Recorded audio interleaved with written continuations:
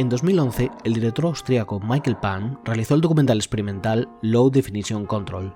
Compuesta íntegramente por imágenes de cámaras de vigilancia, detectores de ultrasonidos, reconocimiento facial y otros métodos poco convencionales de captura de imágenes, Pan presenta una sociedad donde reinaba la sospecha y el miedo.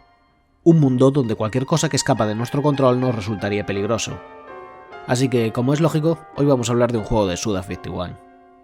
Yeah! 滑りました。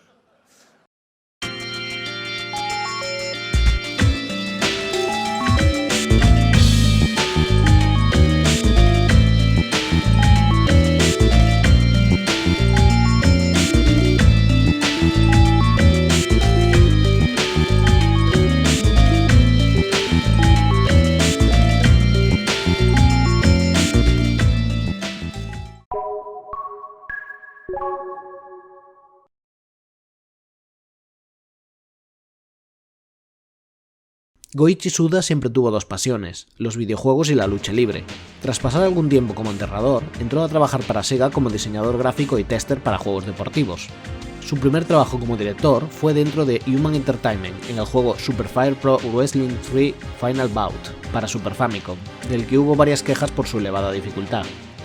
Suda continuó trabajando en otro juego de lucha libre, Super Fire Pro Wrestling Special, con un notable enfoque en la narrativa y un polémico final. Cuando uno de los directores dejó el desarrollo de la aventura gráfica Twilight Syndrome para la primera PlayStation, Suda entró a ocupar su lugar. Como el proyecto no había surgido por su parte, gozó de poca libertad creativa en las dos primeras entregas, pero en la tercera, Moonlight Syndrome descartaría los elementos sobrenaturales por situaciones más nihilistas en torno a la manipulación emocional de los personajes. Debido al tono más cínico de la historia del juego y el destino de algunos de los personajes principales, algunos fans de la saga se molestaron con el resultado final y hoy se considera que el juego no forma parte del canon oficial. Buscando un mayor control sobre su trabajo, Suda abandonaría Human Entertainment y fundaría su propia empresa, Grasshopper Manufacture, con la esperanza de tener su gran oportunidad continuando con el tono establecido en Moonlight Syndrome. Dado que era el máximo responsable de una empresa muy pequeña que empezó con tan solo 5 trabajadores, era importante recortar en gastos y tratar de sacar el máximo provecho a lo poco que podía llevar a cabo. La apuesta fue realizar una visual novel para PlayStation que llevaría por título The Silver Case.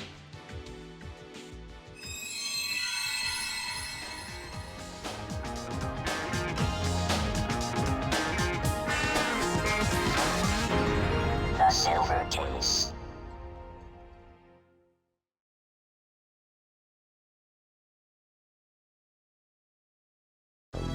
El juego está dividido en dos líneas narrativas. Transmitter narra la trama principal desde el punto de vista del jugador, aquí presentado como un policía que sobrevivió a un ataque del asesino en serie Kamui Uhara y se incorpora a la División Especial de Crímenes Atroces, donde está rodeado de una colección de detectives muy particulares. Por otro lado está Placebo, una trama paralela desde el punto de vista de un reportero, Tokyo Morishima, que llega a sus propias conclusiones sobre los incidentes de los que somos testigos. Transmitter sería escrita por el propio Suda, mientras que Placebo sería escrita por los guionistas Masashi Oka y Sako Kato. Podría parecer que la trama principal, siendo una en la que somos testigos principales de los eventos, fuera la que resultará más próxima a la realidad, pero resulta ser la más obtusa, con personajes frecuentemente asumiendo que tenemos la misma información que ellos sobre la investigación de un caso de alto secreto. Por su parte, Placebo supone una narrativa mucho más lineal y concreta de los eventos, aunque dejando suficiente espacio para el misterio de qué está ocurriendo en realidad en esta serie de asesinatos. Esta división narrativa se adecua también a la interfaz del juego, quizás lo más popular e innovador de todo el proyecto. Para Suda, la mejor forma de presentar la realidad es a través de la ilusión, la constante ruptura con la inmersión de la historia para que, en el reconocimiento del medio como artificio, entendamos que la obra en sí tan solo es una representación de algo mucho más complejo. En realidad es una forma de justificar una interfaz que Suda bautizó como Film Window, incluyendo un logo al final de cada capítulo como si fuera un sistema patentado. El sistema consiste en una ventana para la imagen más pequeña que la ventana completa del juego, un recurso ya habitual en otras visual novels como las de PC Engine, que utilizaban estos sistemas de ventanas para reducir la resolución de las imágenes que tenían mayor información de color que otros juegos de la época.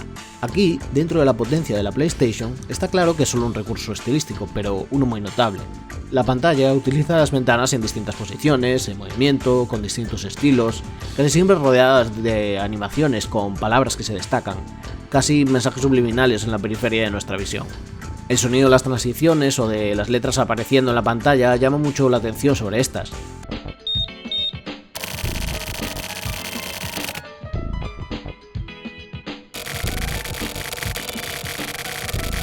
En los breves momentos en los que la interfaz juega un papel directo con la historia, como uno de los personajes recibiendo un virus en su ordenador, supone una herramienta de inmersión perfecta debido a que nos hemos acostumbrado a esta durante la duración del juego.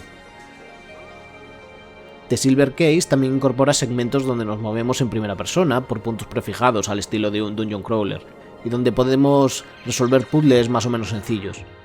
Debido a que algunos de estos puzzles incorporan elementos de criptografía e implican devanarse un poco los sesos, el reciente remaster incorporó la opción de autorresolver los puzzles para aquellos jugadores que solo quieran disfrutar de la historia sin interrupciones. Para estos breves momentos interactivos contamos con una rueda de comandos que quizás es el aspecto más arcaico de todo el juego. Los comandos se dividen en 4 acciones: M para abrir otra rueda que nos permite desplazarnos en 4 direcciones, C para interactuar con otros personajes u objetos, I para hacer uso de nuestro inventario, y S para abrir el menú que nos permite guardar la partida. Nuestro inventario nunca llega a ser notable, con capítulos que no requieren ni un solo objeto para completar, y rara vez contaremos con más de 3 objetos por capítulo, la mayoría en las primeras horas del juego. En las secuencias de movimiento libre también podemos hacer uso de 2 botones para mirar hacia arriba o hacia abajo, imprescindible para avanzar en la historia y a veces utilizado de un modo muy ingenioso, pero tan escaso en nuestra aventura que puede que te olvides que es posible hacerlo cuando profundices más en la historia. En un estilo que pronto sería algo habitual en la obra de Goichi Suda, estas secciones de movimiento parecen intencionadamente diseñadas para ser repetitivas y extensas. Al menos en 3 ocasiones en el juego, en momentos donde se va a revelar información muy importante, la historia nos obliga a recorrer todos los espacios disponibles y explorarlos al completo, para luego repetir esos mismos recorridos en busca de un evento que lance la siguiente parte de la trama. Este aspecto tedioso es señalado dentro de la historia como parte del día a día de los trabajos policiales, y pueden completarse algo más rápido si se sabe previamente a dónde ir, pero también resulta efectivo cuando nos encontramos, de repente, ante una escena inesperada en un espacio en el que ya nos hemos familiarizado.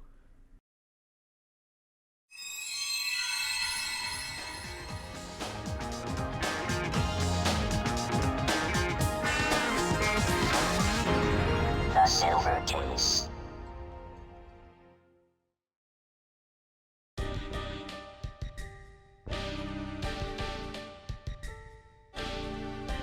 Para resolver los problemas que supuso desarrollar The Silver Case con un equipo y un presupuesto muy reducidos, Suda citó como inspiración recursos estéticos de la Nouvelle Vague, en concreto el uso de intertítulos y la idea de fragmentar los planos.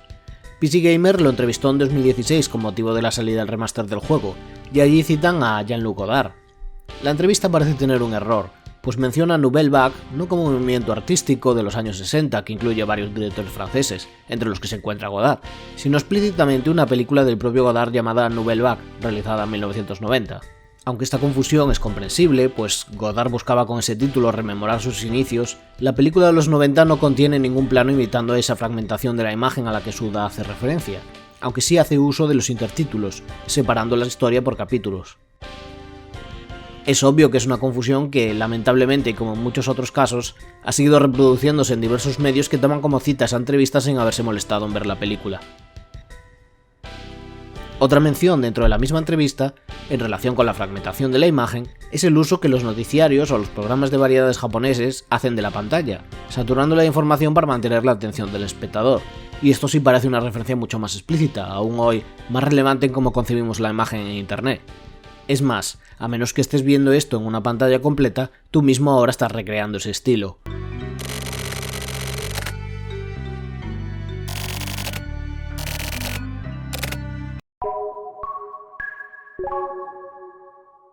Igual que los movimientos de cámara en la Nouvelle Vague escribían con su propia ortografía, generando una seña de identidad en la forma en la que cada director implementaba sus movimientos, tratando de capturar la inmediatez de esas escenas. The Silver Case mueve su interfaz constantemente, a veces comprimiendo ciertas escenas a la ilustración de un único detalle, otras a la prominencia del texto, y otras incluso mostrando varios planos de forma simultánea, aproximándolo más a las viñetas del mundo del cómic y el manga. Incluso la cámara se mueve de lado a lado de forma mecánica como una cámara de seguridad automatizada durante muchas conversaciones. Mientras nosotros estamos leyendo el texto, la imagen se balancea, escaneando de un lado al otro de las habitaciones e incrementando la paranoia. Los juegos de Suda abordan con frecuencia la plena conciencia por parte de sus personajes de que se encuentran dentro de un videojuego y bajo unas normas específicas al medio. Son, en esencia, juegos sobre el propio acto de jugar como vía para evadirse de la realidad o el acto de crear a partir de la destrucción de las barreras entre realidad y ficción, y en esa frescura reside gran parte de su atractivo. La música del juego corre a cargo de Masafumi Takada, que colaboraría en futuros proyectos de Suda. El estilo, a medio camino entre los ritmos electrónicos de sintetizador y el jazz de ascensor, le dan un tono casi letárgico al conjunto, con una pizca de agresividad que genera el auténtico suspense. Para el diseño artístico, Takashi Miyamoto cita como referencias de estilo películas como Metropolis, Hit, Seven, Gattaca o la serie policial Taiyo ni Hoero. Esta mezcla de influencias y la utilización de arquetipos que el propio juego se encarga de subvertir en la forma de reciclaje que es, a la vez, homenaje y ruptura con las normas de la ficción. El guionista Masashi Aoka se vio influenciado por obras hard-boiled, un subgénero de novela negra centrado en una total corrupción del sistema moral y las instituciones, creando situaciones donde todo el mundo se ve, de una manera o de otra, obligado a cometer crímenes. Del mismo modo que los personajes de Al final de la escapada se saben dentro de una película, van al cine o admiran el modelo de masculinidad del cine negro ejemplificado en Humphrey Bogart, los personajes de The Silver Case rompen con la idea que podíamos esperar de una historia de investigación de asesinatos o de una novela cyberpunk, llevándolo todo a un extremo casi existencialista, donde se perciben como meras sombras de la imagen que tienen de ellos mismos.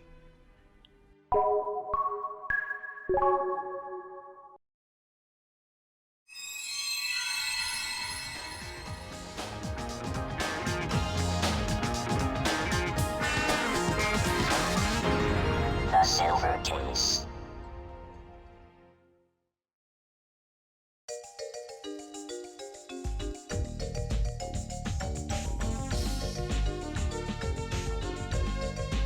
El prólogo de The Silver Case, conocido como Caso Cero, Lunatics, ejerce a su vez de puente con Moonlight Syndrome, al colocar a varios personajes de aquel juego como parte de esta historia.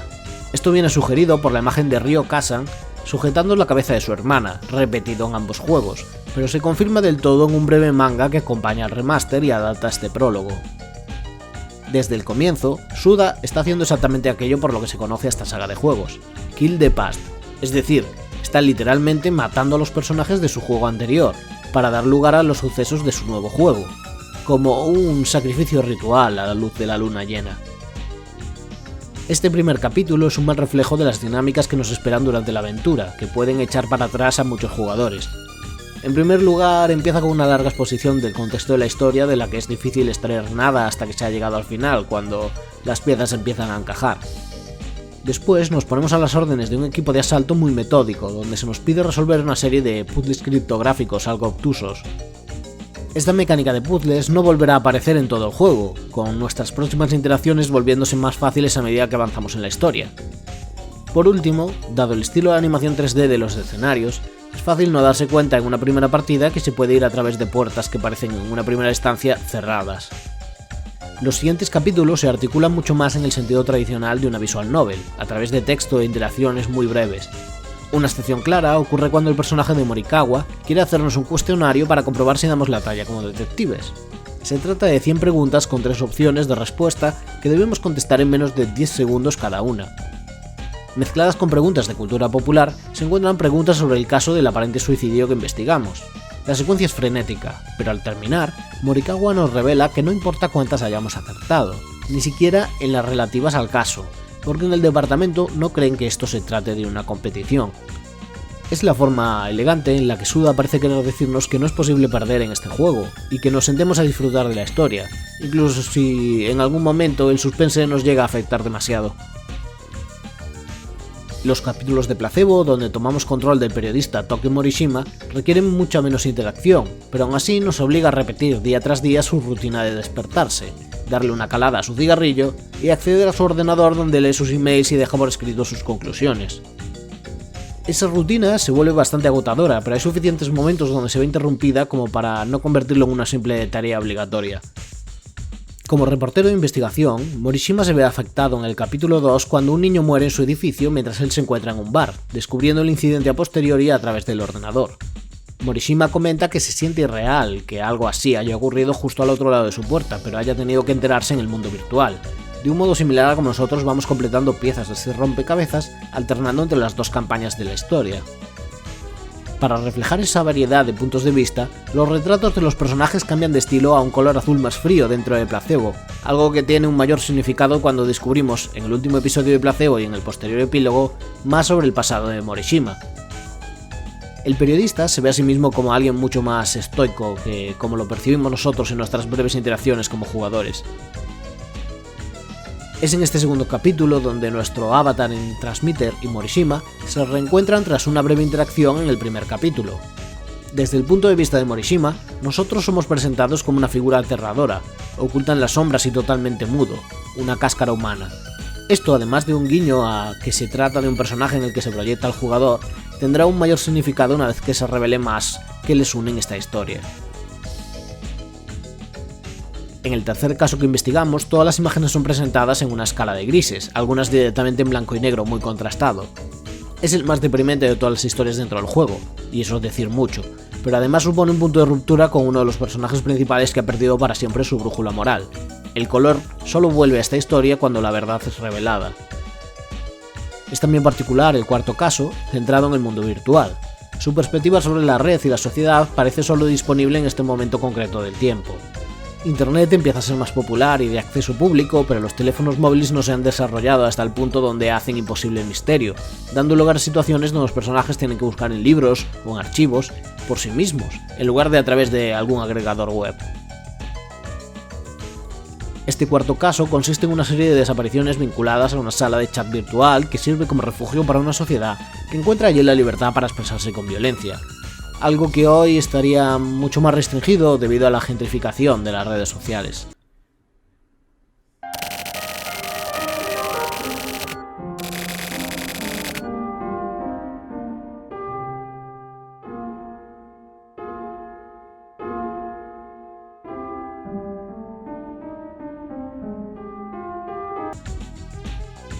Es en este tiempo donde surgen obras de un peso similar, como los animes Serial Experiments Lain o Perfect Blue, lidiando con esa faceta nueva que parece traer Internet de un subconsciente colectivo y cómo se traslada al mundo real.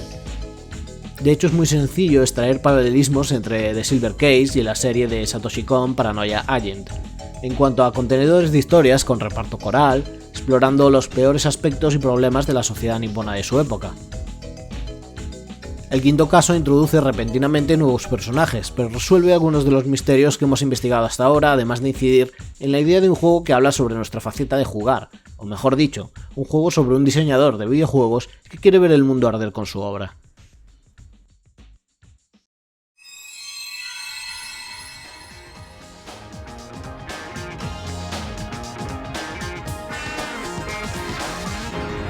The Silver Case.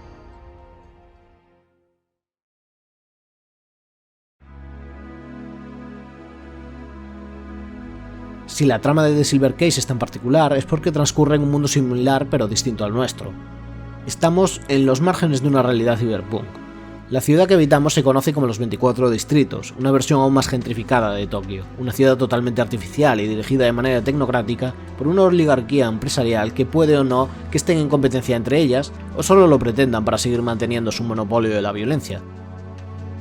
Los 24 distritos están poblados por gente especialmente seleccionada, tocando temas como la eugenesia. La idea detrás de este contexto nos resulta mucho más familiar ahora que en 1999, cuando el juego salió.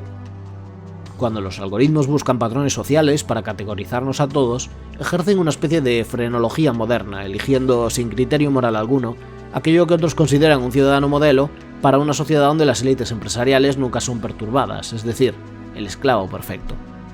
En ese entorno de absoluto control, una figura como el asesino en serie Kamui supone una variable peligrosa que perturba el orden, un imprevisto o un error del programa. Conviene tener en cuenta que el juego aparece justo durante la peor parte de la llamada década perdida de la economía japonesa, después de que la burbuja económica de los 80 hubiera estallado, trayendo consigo todo un periodo de mayor paro y corrupción y desestabilización del país, con la consiguiente desconfianza en las autoridades y élites. Casi la totalidad del juego tiene lugar desde enero a diciembre de 1999, que, aunque un personaje nos recuerde que no es técnicamente el fin del milenio, muestra esa preocupación que traerá consigo el nuevo siglo en el horizonte, y los temores a la dependencia total de la tecnología que ya se encontraban en el subconsciente colectivo con ideas como el miedo al llamado efecto 2000. Para mantener a una población descontenta a raya, las corporaciones organizan sus propias policías privadas que se encargan de mantener la ley, con poco o nulo respeto por la vida ajena. Este sistema policial lleva incluso la competencia con otros organismos policiales y fuerzas del orden, o animosidad entre los propios miembros del cuerpo que desconfían de sus compañeros o se muestran hostiles con ellos. Así, los miembros de nuestra unidad se insultan entre ellos no tanto por familiaridad como para mantener las distancias y asegurarse de que solo se rodean de gente que puede ignorar, o al menos aguantar, el abuso constante al que son sometidos. Cuando el día a día de la gente corriente se ve constantemente puesto bajo el yugo de las fuerzas del orden, no es extraño que una parte importante de la población empiece a simpatizar con terroristas y criminales en actos de desafío a la autoridad. Tras la Gran Depresión en Estados Unidos, muchos ciudadanos convirtieron en ídolos populares a atracadores como John Dillinger, Machine Gun Kelly, Babyface Nelson, Clyde Barrow o Bonnie Parker. La catarsis de ver cómo las mismas instituciones que les habían fallado recibían golpes inesperados llevó a mucha gente a aplaudir el caos y las muertes resultantes. Un sistema que no responde a las necesidades de la gente se vuelve el enemigo de esa gente. Algunos de los eventos del juego tienen paralelismo con sucesos reales en Japón, como el caso de los infanticidios de Kobe en 1997, donde un joven de 14 años, Shinichiro Azuma, bajo el seudónimo de Seito Sakakibara, asesinó a 2 niños de 10 y 11 años y escribió mensajes de provocación a la policía y a los medios de comunicación. También la historia del suicidio de la idol Yukiko Okada, que saltó desde lo alto del edificio de su discográfica y llevó a muchas de sus fans a imitarla. A su vez, se ha especulado que Okada podría haber imitado el suicidio de otra joven ese mismo año, la actriz y modelo Yasuko Endo, que iba a debutar como idol. El tercer capítulo incluye una referencia al uso de análisis de imágenes en busca de metadatos para atrapar a un secuestrador.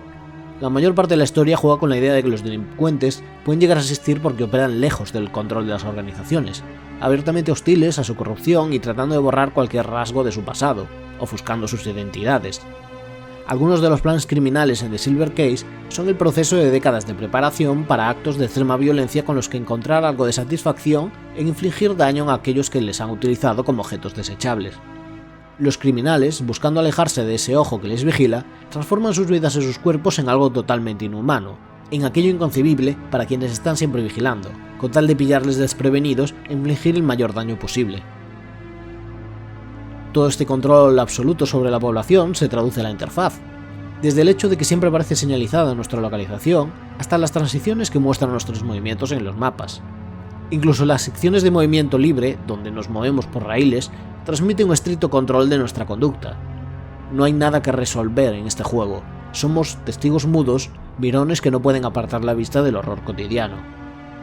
Pero, bajo todo esto, lo que importa en el mundo de The Silver Case es cómo la sociedad se ha dividido a partir de la información. A mayor conocimiento de la verdad, más próximos está el poder, con la mayoría de los ciudadanos siendo ignorantes de lo que ocurre en las calles y el más poderoso de los personajes que conocemos, aquel que controla el flujo de esa misma información. Es por ello que la figura de Kamui supone una anomalía que permite el acceso a la información prohibida a los ciudadanos, a través de sus crímenes y la especulación que genera la red. Esta información se replica como un virus, se extiende y muta como un meme, y cuanto más se comparte, menos poder tiene sobre ellos.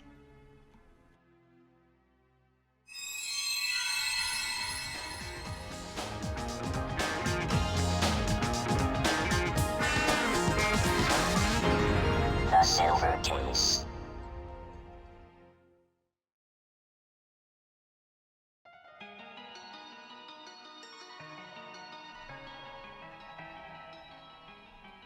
A medida que la popularidad de Goichi Suda fue subiendo en Occidente, sobre todo a partir de Killer 7, el volver sobre su trabajo anterior y aquellos trabajos que no habían sido localizados se convirtió en un tema importante para sus fans.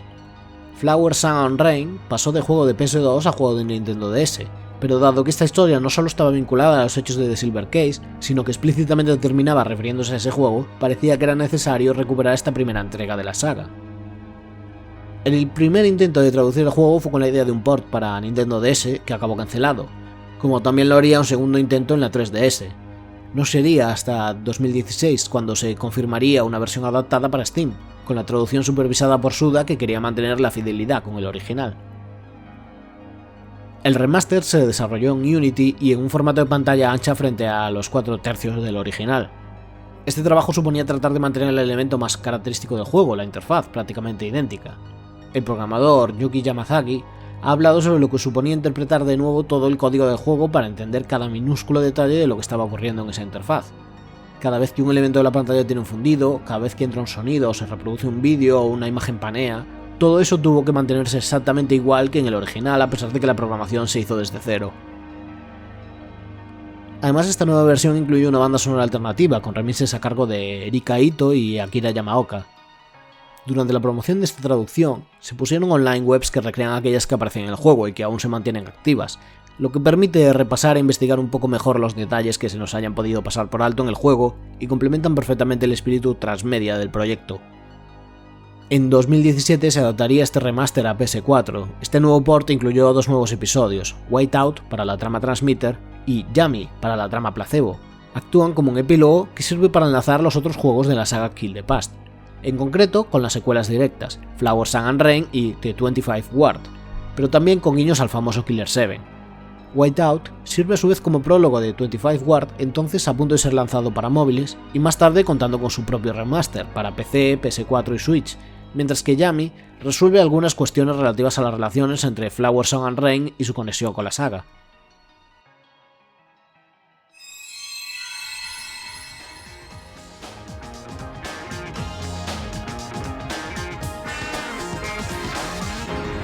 The Silver Case.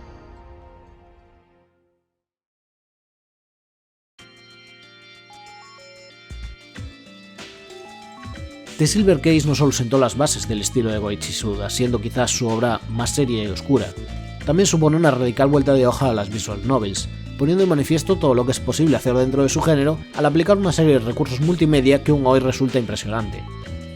Es un juego largo y en ocasiones muy críptico, cuando no intencionadamente frustrante, pero también una experiencia única, algo totalmente irrepetible en todos los aspectos, que ni siquiera sus secuelas oficiales ha podido replicar. Inspirador en su enorme ambición y visión autoral y una de las obras más abiertamente radicales y anticomerciales que se hayan desarrollado en este medio. The Silver Case es un acto de terrorismo contra una autoridad de videojuegos que busca no ofender ni apartarse de los designios del mercado, y aunque fuera solo por eso, que no lo es, ya es suficiente como para tenerlo como objeto de admiración.